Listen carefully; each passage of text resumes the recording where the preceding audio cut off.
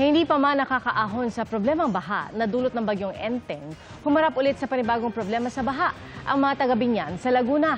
At ang pangamba nila, matagal pa naman ang paghupa ng tubig doon na posibleng abutin ng ilang buwan. At yan ang tinutukan live ni Nico Wahe. Nico?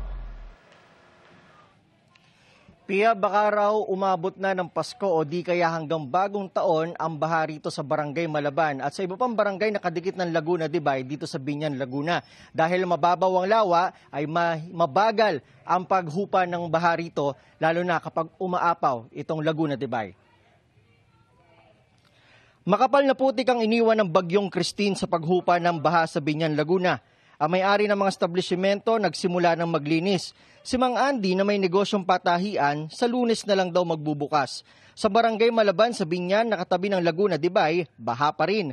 Ayon sa ilang residente, pababa na sana ang baha sa lugar dulot ng bagyong Enteng. Pero mukhang back to zero ulit sila ngayon. Inaabot daw ng ilang buwan bago humupa ang tubig.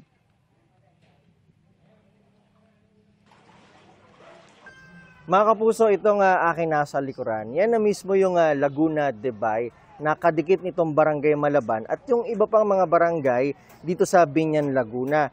At sa karaniwang araw o yung mga panahon ng walang baha, meron daw talagang port dyan o yung parang pondohan o yung garahihan ng mga bangka. Pero dahil nga mataas ang tubig, ay hindi na ito nakikita.